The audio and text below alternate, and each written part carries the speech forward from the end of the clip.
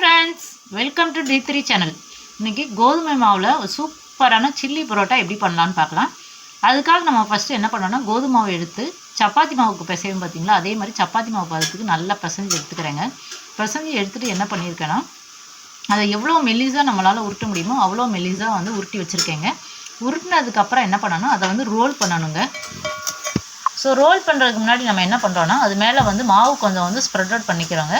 Spread out பண்ணிவிட்டு என்ன பண்ணுறோன்னா, கொஞ்சம் ஆயில் வந்து அப்ளை பண்ணுறோங்க. சுற்றி வந்து ஒரு ஸ்பூன் அளவுக்கு நம்ம என்ன பண்ணுறோன்னா ஆயில் அப்ளை பண்ணிக்கிறோம். அந்த ஆயில் அப்ளை பண்ணிவிட்டு ஆயில் வந்து எல்லா பக்கமும் ஈவனாக இருக்கிற மாதிரி டிஸ்ட்ரிபியூட் பண்ணிடுறோம். டிஸ்ட்ரிபியூட் பண்ண பிறகு என்ன பண்ணுறோன்னா, அதை வந்து ரோல் பண்ணணுங்க. ஏன்னா வந்து நம்ம ஆயில் அப்ளை பண்ணோம்னா அது வந்து ஒன்றோட ஒன்று ஒட்டிக்கிருங்க, நமக்கு லேயராக வராது. ஸோ அதுக்காக வந்து நான் என்ன பண்ணுறோன்னா, இந்த மாதிரி வந்து உருட்டி எடுத்துக்கிறோங்க. உருட்டி எடுத்துகிட்டு என்ன பண்ணுறோன்னா, அதை அகெயின் வந்து என்னென்னா நல்லா வந்து மெல்லிஸாக இருக்கிற மணிக்கு உருட்டி எடுத்துக்கிறோம். ஸோ அப்படி இருந்தால் தான் நமக்கு வந்து சாப்பிடும் போதும் வந்து என்னென்னா நல்லா கிறிஸ்பியாகவும் இருக்குங்க.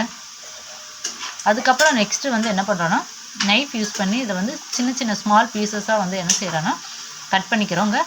கட் பண்ணிவிட்டு அதை வந்து என்னென்னா எண்ணெயில் வந்து நம்ம பொரிச்சு எடுக்கணுங்க. இந்த மாதிரி சின்ன சின்ன பீசஸாக வந்து கட் பண்ணி எடுத்துக்கலாங்க. இது ஆல்ரெடி நான் வந்து உருட்டி வந்து கட் பண்ணி வச்சுருக்கேங்க, அதை தான் நீங்கள் பார்க்குறீங்க. நெக்ஸ்ட்டு வந்து நம்ம ஆல்ரெடி காமிச்சதை வந்து பொரிச்சு எடுக்கிறதுக்காக என்ன பண்ணுறோன்னா, ஒரு கடாயில் வந்து எண்ணெய் போட்டு ஊற்றிக்கோங்க. எண்ணெய் நல்லா காஞ்சோன்னா என்ன பண்ணுறோன்னா, நம்ம ஆல்ரெடி உருட்டி வச்சு கட் பண்ணி வச்சுருக்கோம் பார்த்தீங்களா, அந்த பீசஸ் வந்து இதை போட்டு பொரிச்சு எடுத்துடலாங்க.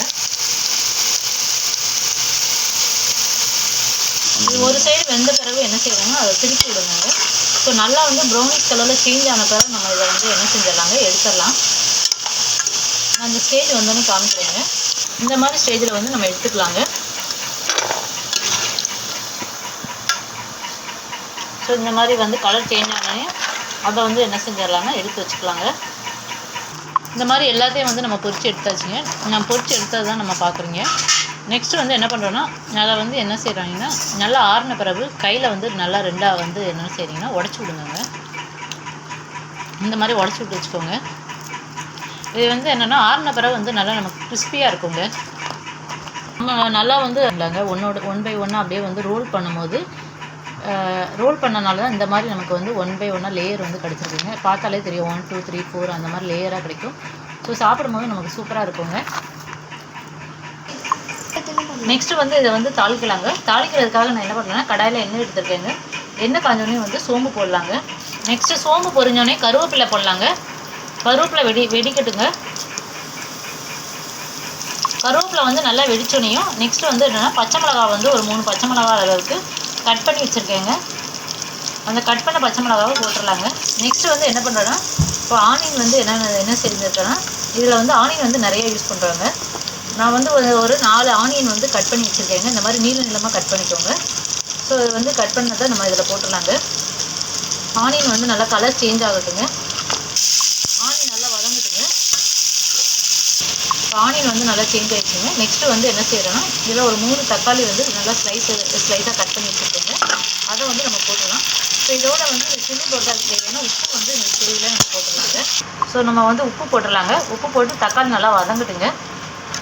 தக்காளி வதங்கினோடனே நெக்ஸ்ட்டு வந்து என்னென்னா, இது காரத்துக்காக வந்து நம்ம என்ன பண்ணோன்னா, ஒரு ஸ்பூன் வந்து சில்லி பவுடர் போடுறோங்க. நம்ம ஆல்ரெடி வந்து பச்சை மிளகா வேறு போட்டுக்கோங்க, அதனால் காரம் வந்து பார்த்து போடுங்க. அதையும் போட்டு மசாலா நல்லா வந்து பைண்ட் ஆகட்டுங்க. ஸோ ஆல்ரெடி நம்ம வந்து பொரிச்சு வச்சுருந்தோம் பார்த்திங்களாங்க, அதை வந்து என்ன செய்கிறோன்னா, இந்த மாதிரி வந்து என்னென்னா, இப்போ ஒன்று எடுத்து அதை வந்து ரெண்டாக இந்த மாதிரி வந்து என்ன செஞ்சிடறோம், லைட்டாக வந்து உடச்சி விட்டுக்கிறோங்க. அப்படி இருந்தால் தான் என்ன ஆகுனா, நம்ம போட்டிருக்க மசாலா வந்து ஒன்றோட வந்து என்ன செஞ்சிடோம்னா, நல்லா வந்து என்ன செய்யணும்னா பைண்ட் ஆகுங்க. அதுக்காக நம்ம பண்ணுறோங்க. இல்லைனா முழுசாக இருக்கும். ஸோ மசாலா தனியாக இது தனியாக இருக்கும். சின்ன பீஸாக இருந்துச்சுன்னா நல்லா பைண்ட் ஆகி நல்லா சூப்பராக இருக்குங்க. அதுக்காக பண்ணுறோம். நம்ம யூஸ்ஃபுல்லாக வந்து பரோட்டானாலே வந்து நம்ம என்ன பண்ணுவோன்னா, மைதா மாவில் தாங்க பண்ணுவோம். இது வந்து நம்ம கோதுமை மாவில் தாங்க செய்கிறோம். இப்போ மசாலா வந்து நல்லா நமக்கு பைண்ட் ஆகிடுச்சிங்க. நெக்ஸ்ட்டு வந்து என்ன பண்ணோன்னா, ஆல்ரெடி பொரிச்சு வச்சுருக்கோம் பார்த்திங்களா, அந்த பீசஸ் வந்து நம்ம என்ன செய்கிறோன்னா இதில் வந்து போடலாங்க. போட்டு அந்த மசாலாவை இதுவும் மொத்தமாக நம்ம போட வேண்டாங்க, கொஞ்சம் கொஞ்சமாக போட்டு அந்த மசாலாவோட நல்லா பைண்ட் ஆகுறதையும் ஒரு கை அளவுக்கு எடுத்து போடுங்க. இந்த மாதிரி போட்டு கொஞ்சம் கொஞ்சமாக அதை வந்து நல்லா ஒரு 5 மினிட்ஸ் வந்து உங்களால் பைண்ட் ஆகுதுங்க. பைண்ட் ஆனால் தான் அந்த மசாலாவோட சேர்ந்து நமக்கு சில்லி பரோட்டா வந்து சாப்பிடும்போது டேஸ்ட்டாக இருக்குங்க. இது வந்து நீங்கள் ஈவினிங் ஸ்நாக்ஸாக கூட செஞ்சு கொடுக்கலாம் பசங்களுக்கு. சின்ன பசங்க வந்து கொஞ்சம் டிஃப்ரெண்ட்டாக இருக்குது அப்படின்னு சொல்லி இது பண்ணாங்க. இன்னொன்று இதுக்கு நம்ம ஸ்பெசிஃபிக்காக இது அதுன்னு எதுவும் வந்து ஷாப்பிங் பண்ண வேண்டியதில்லை. வீட்டில் இருக்க பொருளை வச்சு நம்மளால் என்ன பண்ண முடியுமோ அதை வச்சு பண்ணிக்கலாங்க. ஸ்டவ்வை வந்து சிம்மில் வச்சுக்கோங்க, சீடாக வேணாம். இதில் வந்து என்னென்னா இந்த ஸ்டேஜில் வந்து என்னென்னா முட்டை போடணுன்னா நீங்கள் வந்து முட்டை போட்டுக்கோங்க. முட்டை வந்து ஆப்ஷனல் தான். நமக்கு சூப்பராக வந்து சில்லி பரோட்டா வந்து ரெடி ஆயிடுச்சுங்க. நீங்களும் உங்கள் வீட்டில் வந்து ட்ரை பண்ணி பாருங்கள். நாங்கள் போகிற வீடியோலாம் உங்களுக்கு பிடிச்சிருந்தா லைக் பண்ணுங்கள், சப்ஸ்கிரைப் பண்ணுங்கள். அட் த சேம் டைம் உங்கள் ஃப்ரெண்ட்ஸ் அண்ட் ரிலேட்டிவ்க்கு ஷேர் பண்ணுங்கள். இந்த இது வந்து ரொம்ப சூப்பராக இருக்குங்க. நீங்கள் வீட்டில் ட்ரை பண்ணி பாருங்கள், செமையாக இருக்குங்க. Thank you so much.